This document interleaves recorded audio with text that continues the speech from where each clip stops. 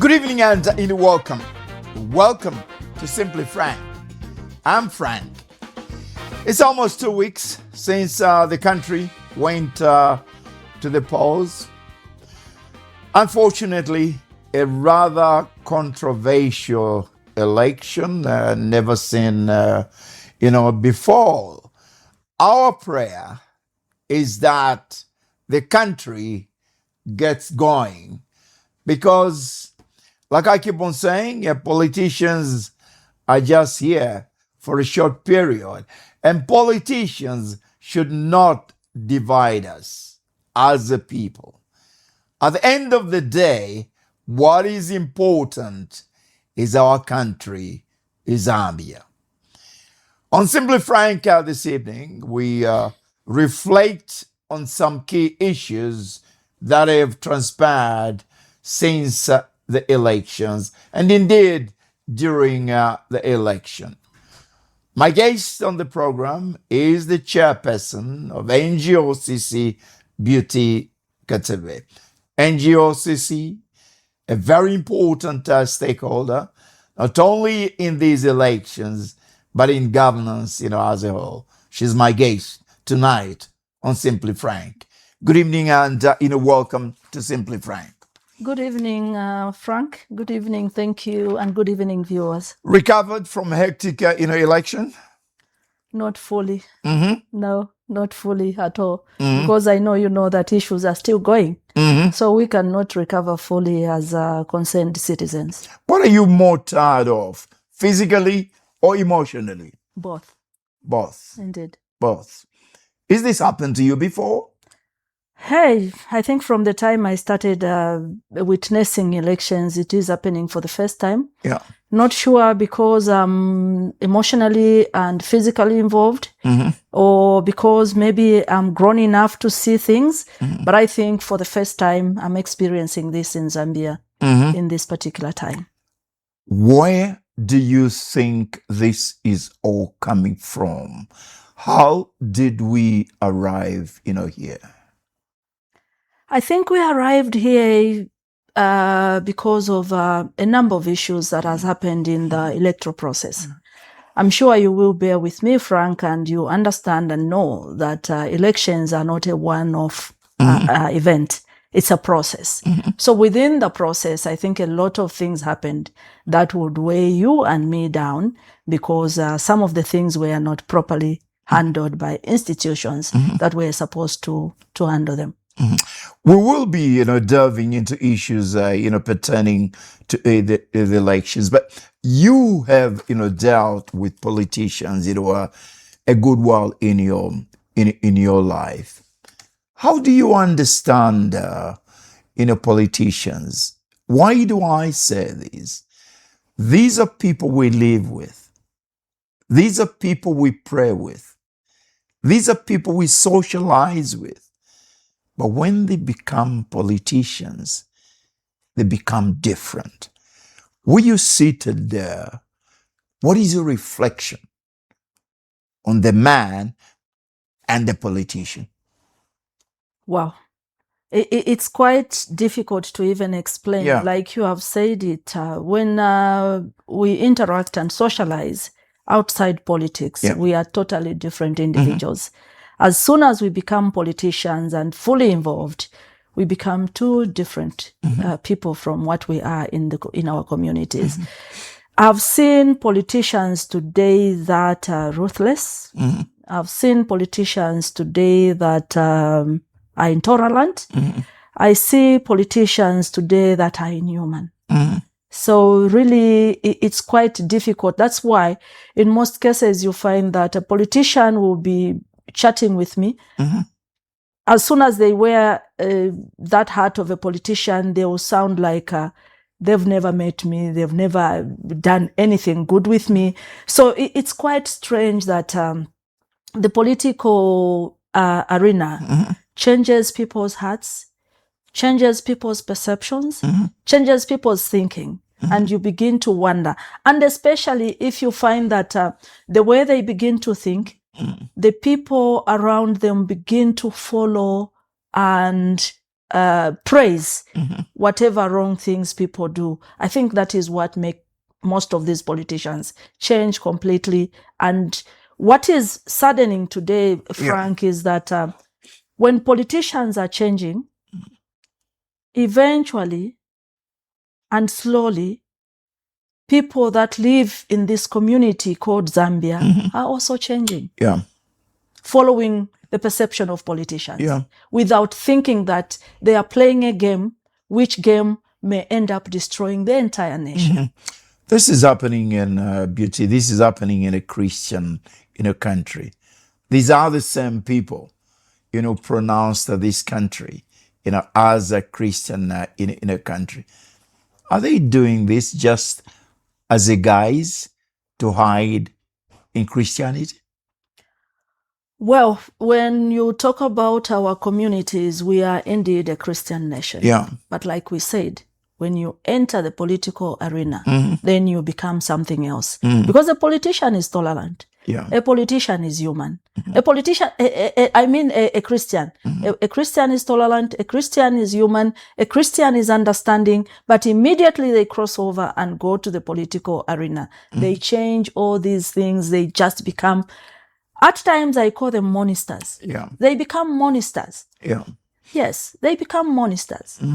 There are a lot of things that have happened, especially in this election period. In this process of our election, there is a lot that has happened that would make me describe the politicians as monsters. What a shame. All right, we'll put that aside and concentrate on the main subject of this evening. I think the starting point, Beauty, is what are your key takeaways, in this election, and how it was managed and executed. Okay, so firstly, I will start with what I already talked about. That, an election is not a one-off event. It is a process. In the process, we saw a lot of things happening that culminated into what we have seen today and probably what we are discussing today. I would want to start by commending ECZ for the transparent way in which they brought in the ballot papers. And already for me, they brought the confidence of all the Zambians that the election was going to be free, fair, and transparent. Because I was one of those people that were at the airport to receive the ballots and also escorted them all the way to the warehouse. So that kind of transparency is something that I cannot go without commending ECZ. But like I said, in the process again, we saw a number of reforms which I think did not give time to consult, did not give time to educate the people. A lot of things happened there, in there. So at the end of the day, you find that there were a lot of lapses again. A lot of lapses to a point where even the ballot papers that we received with a lot of transparency, credibility, integrity, when they started going into the other districts, we saw what happened in Livingstone, where a particular political party, cadres, decided not to allow other stakeholders to be part of receiving those ballots.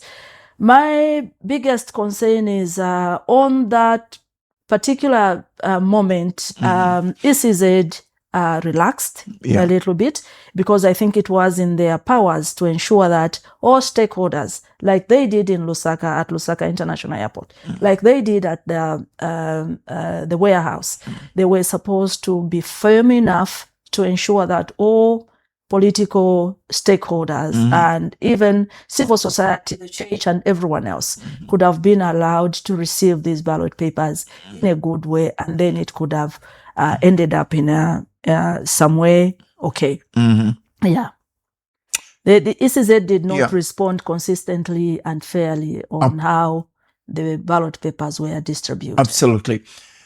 The introduction of the men and women in uniform, especially the army. I think this is the first time I have seen the army, take an active role in the elections. My question is, why and who invited the army into this, process, and what were the consequences of this? Frank, when you say why and who, it may be very difficult for me coming from NGOCC to respond to that.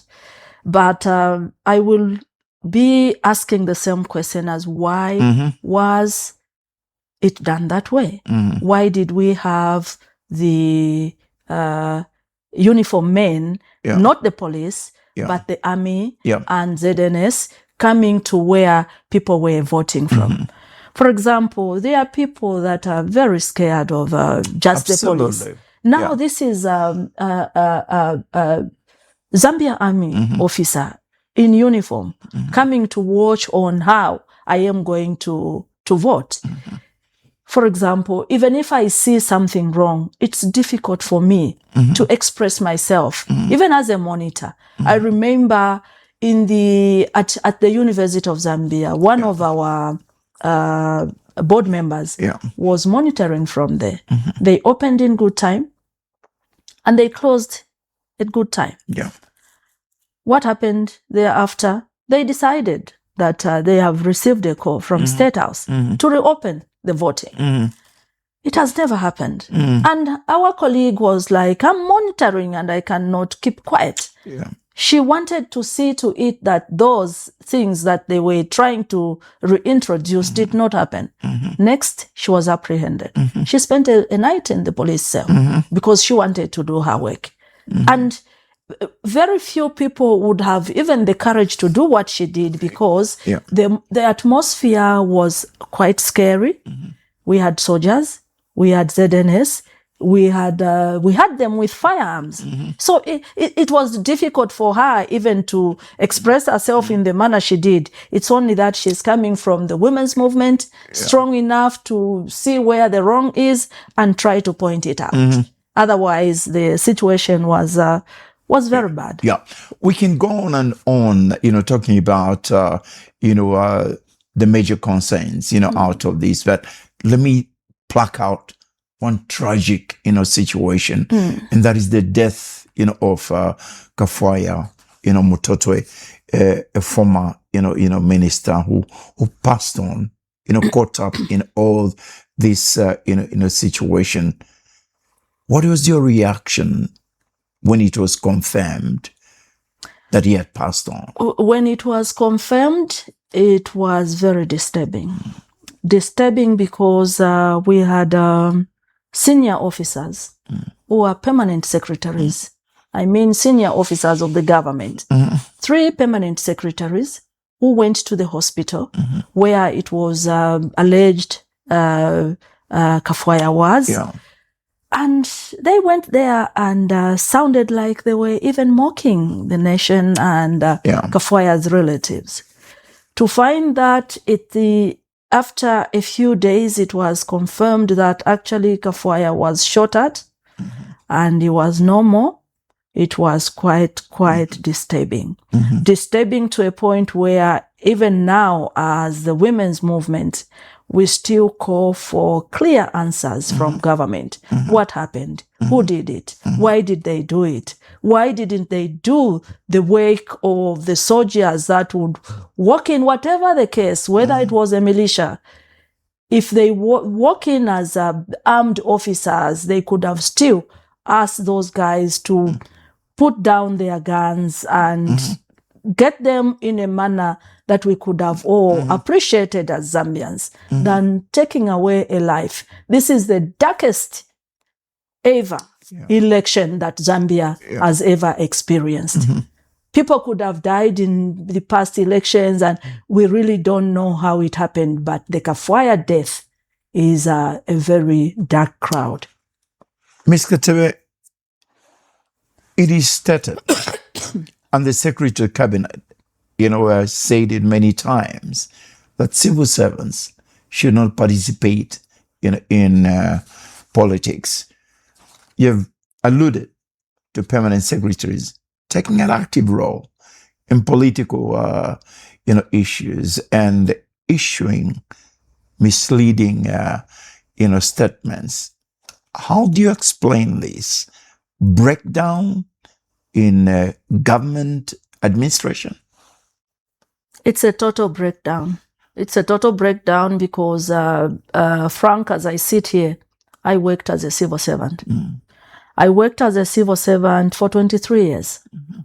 And at times when I got involved with the women's movement, people were getting surprised. Just with the women's movement, not with politics. Just with the women's movement, people were getting surprised because the documents that sit or that a civil servant signed on is clear on how much involved you can be with the politics. I can have my personal interest in you, Frank, as a presidential candidate, but expressing it out as a civil servant, that I'm seeing it for the first time, and it's a taboo. Since then, a petition was initiated. Then it coincides with the closure of courts. As we sit here, as we debate, this evening, the inauguration will go on next, Tuesday. First, conflicting, statements, and then the petition, which was there, and at the same time, not there. This morning, the Chief Justice said, yesterday, he said he received it. This morning, he said it was irregular. How do you explain all this? Well, I don't know, Frank, if you followed our news as NGOCC. Yeah. When it was announced by ECZ that the president-elect is President HH, we congratulated him. You asked me the reason why we congratulated him, because the only institution that is mandated to announce the correct winner is ECZ. And ECZ did exactly that. Yeah. And as an organization, we went in and congratulated the president-elect. But that did not take away the fact that we still waited for the 7-day period where those who felt aggrieved and did not agree to the outcomes could be given chance to petition. Coincidentally, the last day of when people were supposed to file in their petitions, the courts were closed. I don't know if it will end just like that, that day was closed, because there was an important activity that was supposed to happen. I know that even if we don't know where other participating candidates are, there was expression that others intended to petition. So why not give them up to the last day? If the last day the court was closed and the petition that was submitted was submitted in an irregular manner, why not give them an extension? Because that day was not closed by those that wanted to petition. That day was closed by the government institution where these people needed to go. So really, for me, I would say if the petition that Linda Kasonde sent through the email for the Chief Justice is irregular, then the fact that she sent it to the Chief Justice on that particular day when they were supposed to be open and they were closed, then she can be given an extension to submit it to the registrar, to the registry today or tomorrow. So that she submits it in a regular manner. Otherwise, something must be done, especially that the Chief Justice acknowledged the receipt.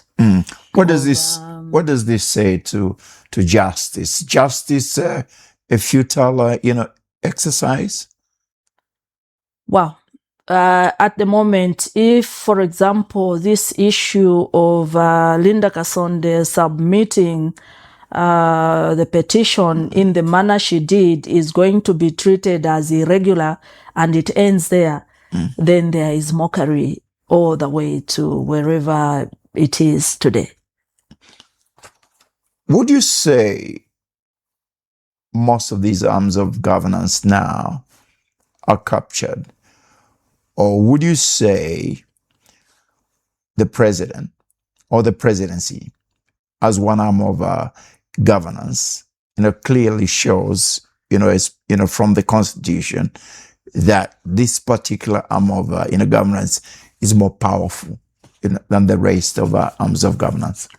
I think it has been our cry always as NGOCC and generally the Zambians that the three arms of government must be laid to operate independently. And that has not been seen. I think not just in this administration.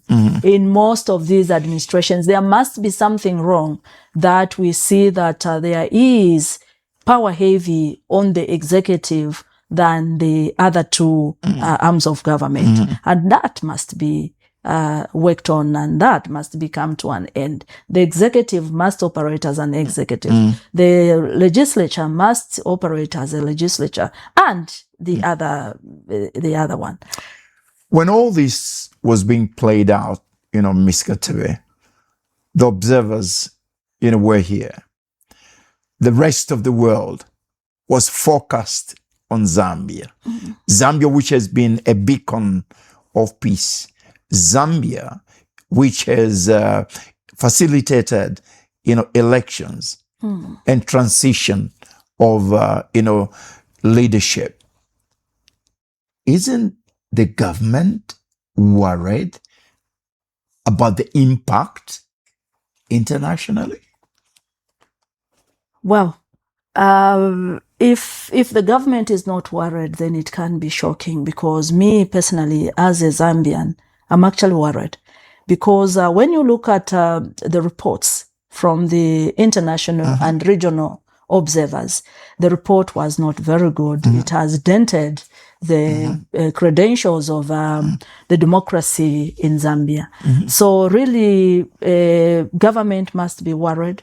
The people of Zambia must be worried, because the irregularities were too visible, too many. For example, what we already talked about, the bringing in of the soldiers and ZNS, that was irregular. The stoppage of counting of ballots, that was irregular. The reopening of voting in 1, 2, 3, 4 polling stations, that was irregular. The not announcing a constituency results was irregular. There's so many differences between what was at the polling station and what is announced at the results center. All those things were irregular. And if I were in charge of letting things happen in a correct way, I would actually allow the petition to go on so that people can hear from the courts of law how those that are complaining, why they are complaining, what they are complaining about, and how wrong they are, to be proved by the courts of law. Absolutely. It would actually clear everything that we are talking about. Exactly. Before we talk about the major culprits in all this and the way, forward, the key, stakeholder in this, the people, the electorate, and the NGOCC is very, very close to the electorate, to the people. What are people saying, out there? Are they questioning the essence, of, voting? And what are they saying? Is it worth it? Ms. Katebe. The management of this electoral process, I can say that was a bit of a disaster. A lot of people have complained. Some people are happy, but I think generally the mood is that people would have loved ECZ and whoever institution is involved in what just went ahead up to 13th could have been done better than the way it was done. So generally, people have some issues to believe that this is an election that is going to usher a leader into space. I will repeat the same thing. If I were in charge of ensuring that the democracy in Zambia is maintained, I would still request that the court receives the petition and the petitioner is heard, and then we move ahead with the court ruling. As we speak again, there are a number of people in detentions, who have not, been, charged. There's also a small issue of the two leaders, of, Tonse Alliance, Brian Mundubile and Makebi Zulu, who are in safety of the hands of the United, Nations. Could you shed some light on the thinking of NGOCC on how this should be addressed? Wow. This also is quite unprecedented because it has never happened here in Zambia where political opponents are arrested. Whatever it is that they have done, I think it would be good if, for example, they waited for the results to come out. If there is any petition to be petitioned in a free and fair manner. And then if there was any reason for any arrest, people could have still been arrested. But I don't know if the numbers I'm hearing are correct, because I hear it's between 75 and 300 people in custody over this period in this electoral process. I think it's unprecedented. If I were, again, I've always put myself in positions where I would be allowed to make decisions. If I were to be allowed to make a decision today, I would be asking the president to release all these political victims, because yes, maybe take them to court in the quickest possible manner at that time, so that some of them can be incarcerated if that need be, or some of them can be released. What charges are they facing? What did they do? For example, I will give you a very particular one. The musicians. What did they do? For me, without any explanation and without taking them to court, I'm thinking, is it because they were singing a song that is against a particular political party? Is it because they did not dance properly on the stage? Is it because... So I don't know. I'm asking myself so many questions that needs an answer. But who is going to give us an answer? The people that arrested them. Why did they arrest them? Why aren't they not taking them to court? Where are they? At least now, I think starting from yesterday, I see a lot of posts where a number of them, we know where they are. And I'm sure as NGOCC, we intend to visit one of the women that is in custody. I know that she must be somewhere. Richard Kachingwe, the judge, the Stali. We need to find time to go and visit her to just understand what it is that, what is it that she did. But there are a lot of those that are in prison. Given chance, I would request the president to release all of them. As a rider to that, you worked closely and supported, the president before 2021. And as a leader of NGOCC, hasn't it crossed your mind that perhaps you can just pick up the phone and try and, reach the president? Well, I don't know if I can pick up the phone and talk to him about a national matter, but I'll tell you, Frank, that the president still remains my very close friend. Yeah. That we chat on WhatsApp. Yeah. But I think it would be unwise for me to pick up a call and tell him about how he should release people, and I would probably make an appointment to see him physically, because then it becomes very official and not a WhatsApp call. Right. Yeah. The million question.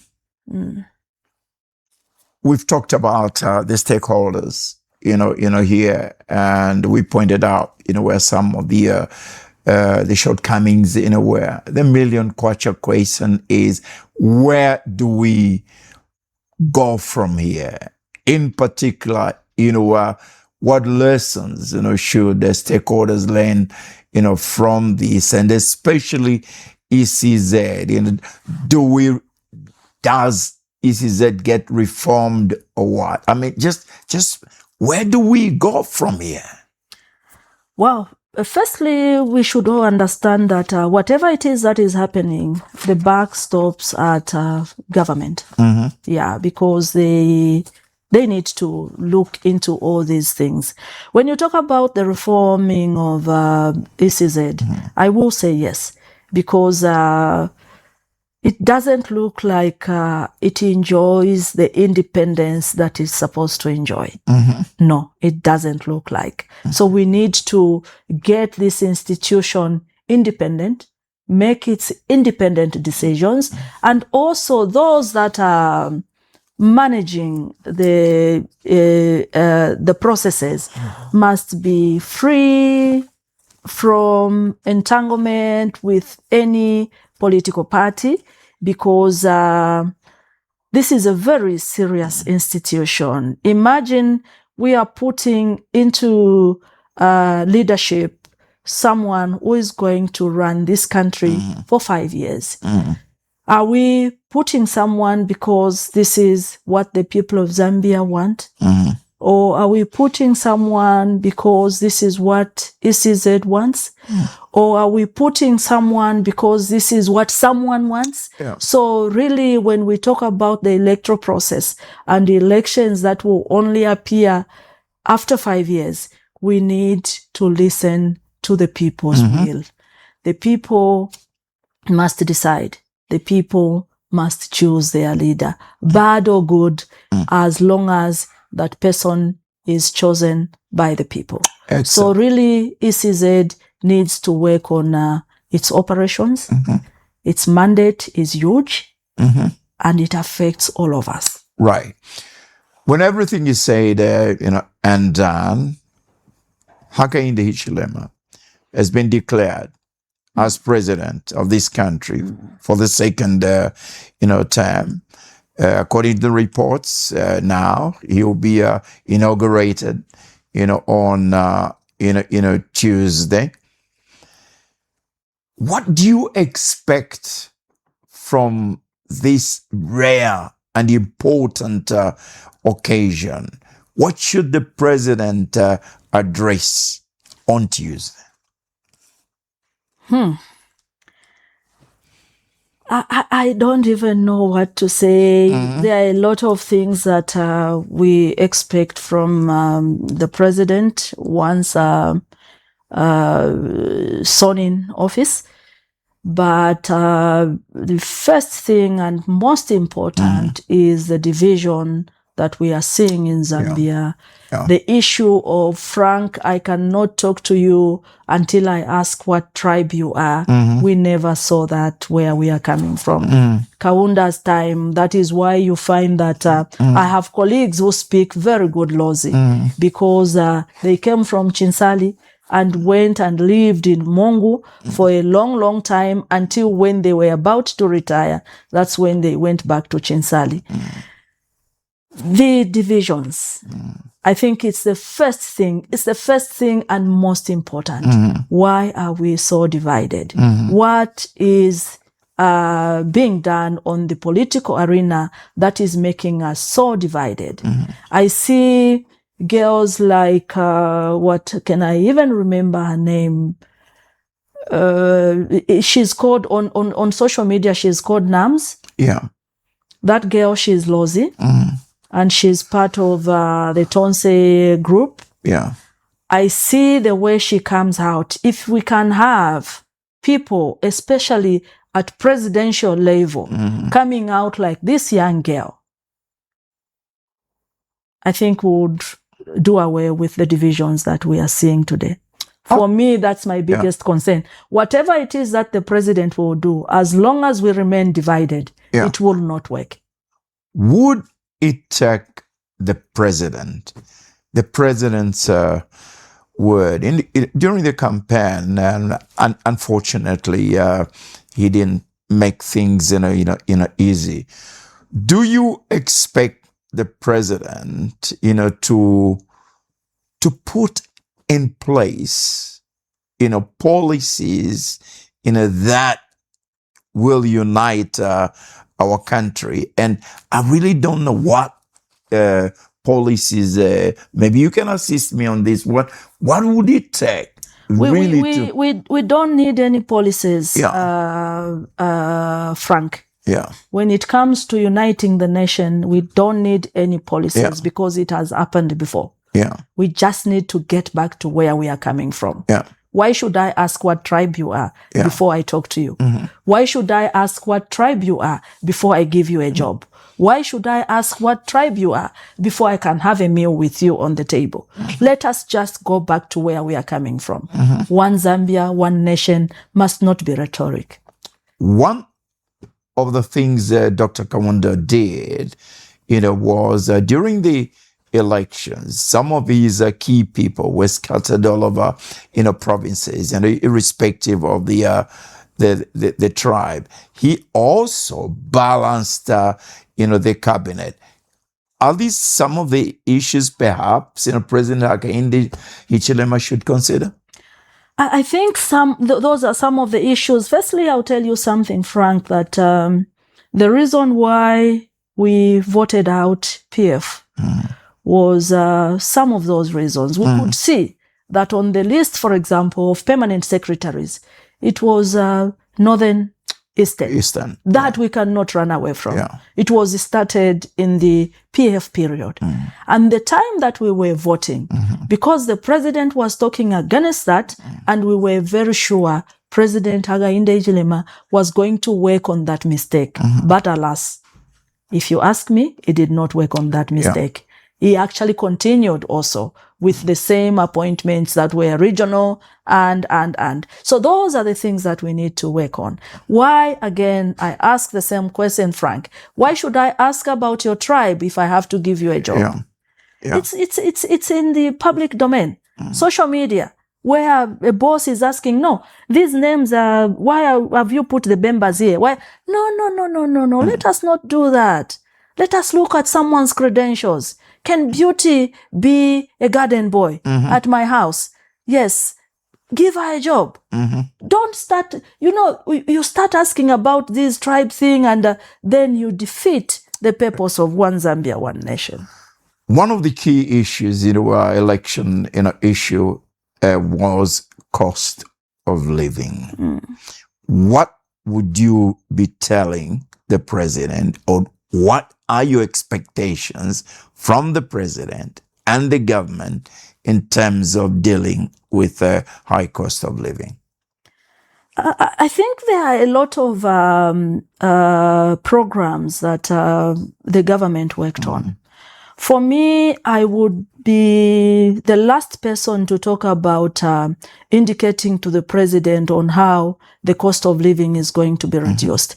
But I would talk to the president about how they should communicate to the people of Zambia all the activities and or programs that they are implementing. For example, you talk about inflation. You and me understand that the inflation is but how is it going to translate to my house? And so I can buy a cheaper bag of meal. And when will that be? I think those are the things that they never explained to the people of Zambia. When we met at State House with the president, that is one thing I shared with him. I told him that the people on your left side, will cost you a vote, Yeah. because they are not coming to us, ordinary citizens, to explain the kind of programs you are implementing, the kind of programs. They are not doing that. And in that particular meeting, I said, they are bent on selling Bill 7, which is not sellable, Yeah. instead of selling the programs that you have implemented and how, for example, it is going to benefit me, an ordinary Zambian. I think those are the things the president must work on. How are they communicating Yeah. to the ordinary Zambian on how the programs they are undertaking will translate eventually to my household? Right. I believe, and one in the world of communication, that a country that does not take divergent views on board will find it very, very difficult to develop. Right now in Zambia, we're belaboring, with cyber laws. People cannot speak freely. And the aftermath of this election, has created fear among, people. How do we come out of this?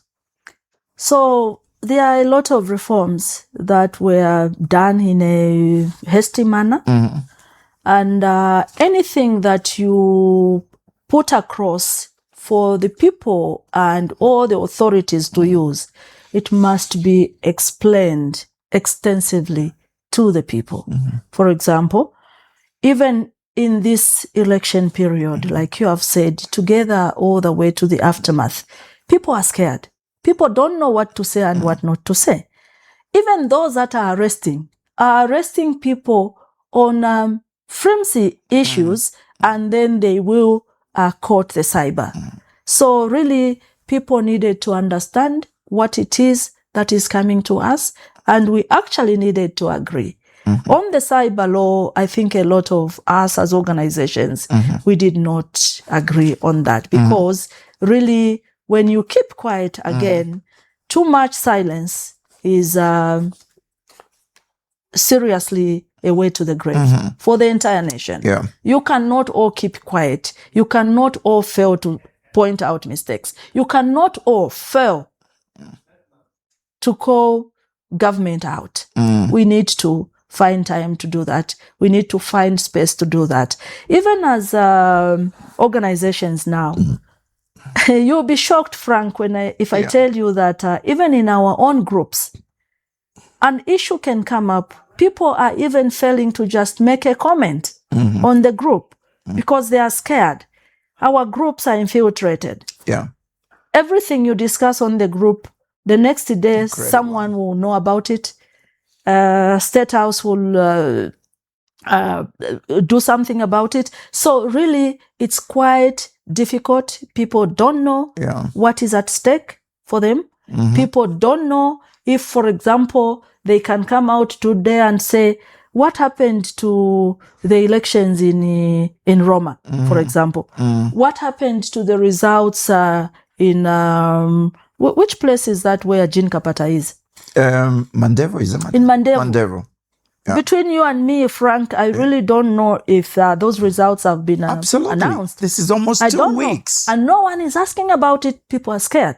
People think if you go to the media or you go to the relevant authorities and ask about those results in Mandevu, maybe you can be arrested. It's cyber. So there must be some serious sensitization on a particular law, and then so people can understand when to speak and when not to speak. But my advice is that let people speak out, because in speaking out, you will know, you will learn, you will act, and it will help the country. Before we talk about the expectations from members of Parliament, I did allude to a number of our stakeholders in this election, and I forgot one key stakeholder, us, the media. Clearly, the media in this country, in this election, took, sides. Was this a defining moment, that the media is not neutral in this country? And indeed, the public media. Of course, you expect the public media, to champion, government, issues. They still did not even give an inch, to the opposition. Your thoughts on the media that clearly took sides. Even the private media took, sides, distinctive, sides. Your thoughts on that? Okay, for me on that one, the only thing I would say is that, yes, we saw the media do that, private and public media. What that means for me is that that is the only price you pay for trading democracy. Yeah. That is the only price. Yeah. You don't need to pay more than that. Yeah.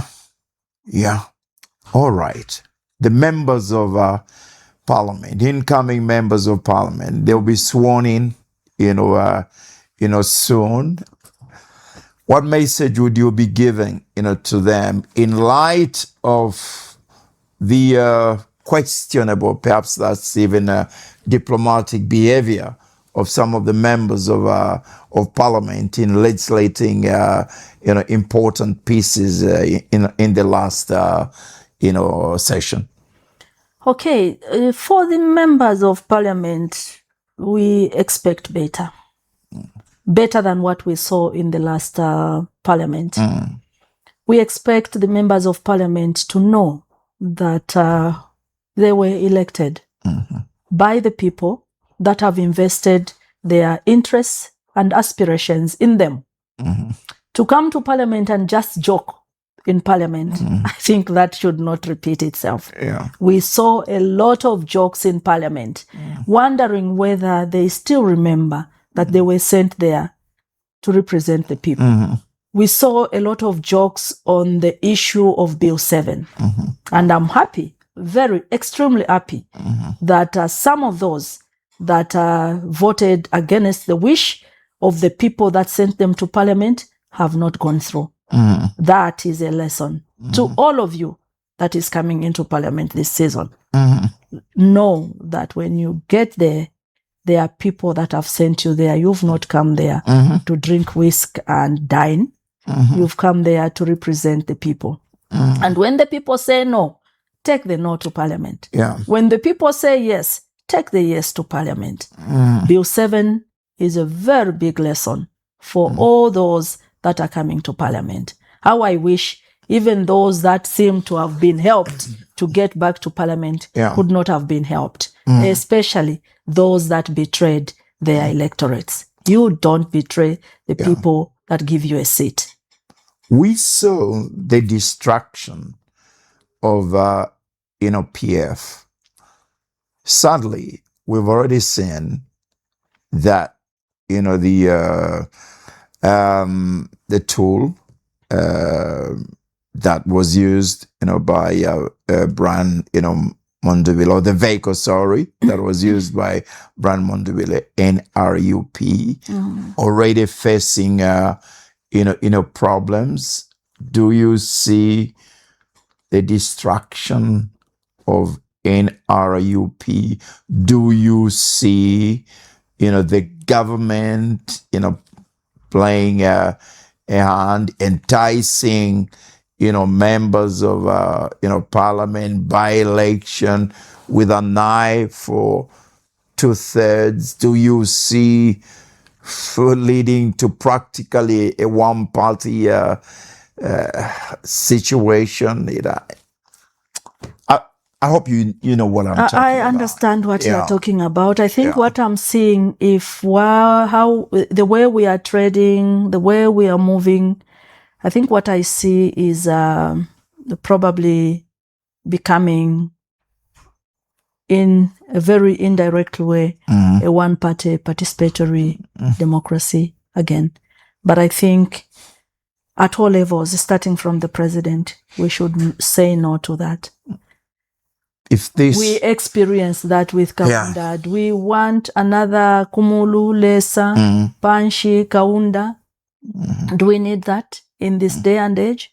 No, we don't. Do we need, if you remember, I was misquoted when I encouraged the opposition political parties to unite. The reason I was doing that, and I still insist, we need to have a political party strong enough to provide checks and balances to the ruling party. Yes, as NGOs, as civil society organization, we are also a watchdog, but we can only provide up to the checks and balances up to a certain level. A political party, strong political party, is different because it gives another political party, which is in the ruling seat, a run to ensure that they do the correct thing. And so really, for me, I pray that we will still remain a multi-party democracy, because it will help all of us. In the ruling party, you don't stay there forever. Even when you stay for 30 years, eventually you will come out. How will you sit on the other side and expect the ruling to do the correct thing? So it's important that even when you are the one who is in the driver's seat, you consider the rest in the car. Absolutely. Talk about legislation. The Attorney General, Kabesha, sat in that chair, a couple of months before the elections, and he emphatically said, after the elections, the Constitution will be amended. This time, it will be overhauled. Your thoughts on that? As an organization, we do not have a problem with amending the Constitution, especially if it's an overhaul. Where we have a problem is why then have piecemeal reforms when there is time like this one now, where we could have an overhaul work on the Constitution. Why did we rush to amend then just a few months before elections, and then promise to amend again this time around? Why didn't we wait for this time around? I only hope that if that is going to happen, it will happen to protect the interests of the Zambians, not protecting the interests of an individual or a particular political party. Your relationship with the government as NGO-CC could have been better, in the last 5 years. What kind of a relationship do you expect, this time, the second term, last term of the president? And let me refer you to piece in the paper today. I think in the mast, put Zambia first, Hichilema and Mundubile should reconcile to unite the nation, says a pastor, here. Your thoughts on the relationship and the reconciliation, spearheaded by the church and also a NGO. Is there room to bring this, two together?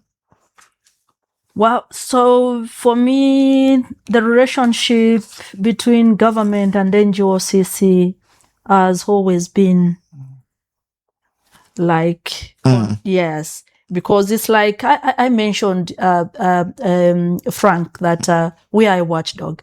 At times we press on what the government doesn't like, and then our relationship becomes a little bit sour. At times we praise. When we praise, government feels good. So our relationship has always been like that. And I don't expect anything better than that, because we remain a watchdog. So it will be the cat and mouse kind of. And we enjoy it that way, because that is our responsibility. And it's government's responsibility to protect their space.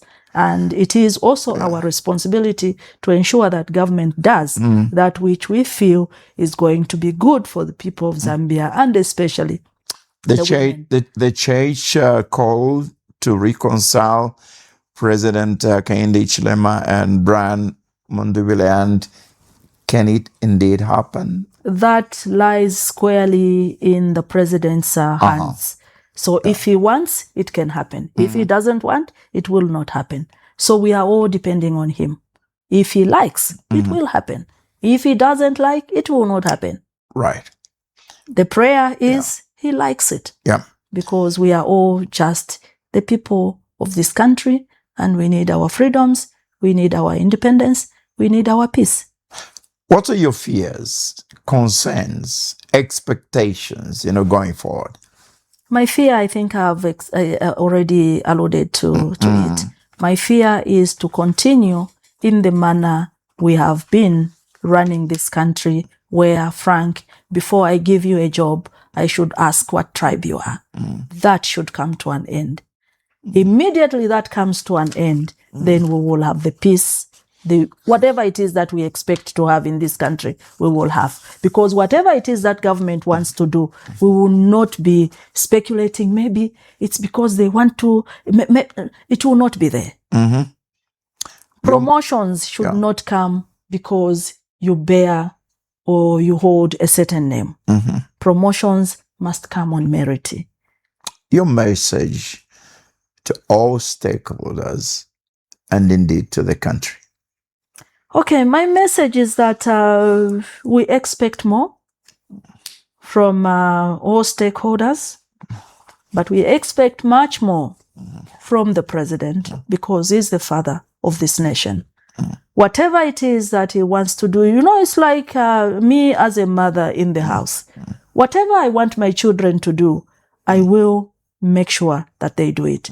But if I force them to do it in a manner that they feel punished, or they feel, I'm sure even when they do it, they'll do it with very heavy hearts.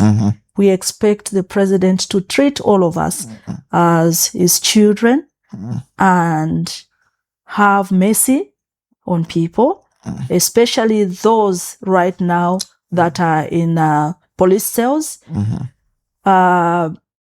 Give them the allowance to be paid in the quickest possible time, so that those that are supposed to be released are released. Don't have any heavy heart on them, especially those that were apprehended for no reason at all. Finally, I normally ask my guests, what they will discuss with Jesus if they made Jesus after the show. But I know you have been, talking to Jesus in the last few days, 2 weeks or so since the elections. What have you been discussing with Jesus? Okay, for me, I meet my God when I try. I'm not a prayer warrior, Frank, but I talk to God because I know God has been doing great in my life. So for this republic, when I talk to my God, I always tell him to make us understand that we will not change the fact that we are more than 73 tribes in this country. And in diversity, we must unite and move together.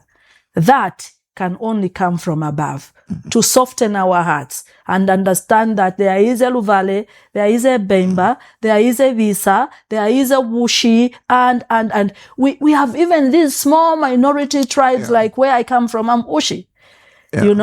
We are a small group, but very vocal, and so people must understand us. That is how we are. We should not begin to fight over tribe. That is what God should bring down to this earth, to make us understand we shall not change. We are still 73 and above tribes. Nothing will change, even when we pretend to say, my tribe is Zambian. No, my tribe is Wushi. Absolutely. Frank, I'm not Zambian just. I'm a Zambian by nationality. I'm Wushi by tribe. And I'm a proud Wushi. So I will not change that by trying to pretend to say my tribe is Zambian. No, it will never be. Because at the end of the day, then we are asking God why he made this country to have over 73 tribes. We should not question him. We should just get back to where we are coming from. How did we manage to coexist? How did we manage? We even, in fact, in Kaunda's time, we even incorporated people, for example, where my grandmother was living, It's a semi-detached flat in Chwempala. On the other side, there was a Mr. Mutombo. I didn't know that he came from Congo. Right. My elder sister, she's late. She got married to a Tonga from Malawi. I didn't know that that family was from Malawi. Yeah. So really, we can get back to that, where we didn't know what tribe our neighbor is, but it doesn't bother us. Yeah. It doesn't matter. We can still coexist with their tribe and language, whatever it is that they have. Ms. Katebe, thank you very much, and God bless you. Thank you so much, Frank. This has been Simply Frank. My guest has been Beauty Katebe, who is the chairperson of NGOCC. We talked about a number of issues, especially related to the elections. I know we've passed through we've experienced a difficult time. Remember one thing: nothing lasts forever except the word of God. Even this will pass, but whatever you do, do your very best, and God will do the rest. On behalf of Beauty Katebe, I'm Frank on Simply Frank. Good night to you all.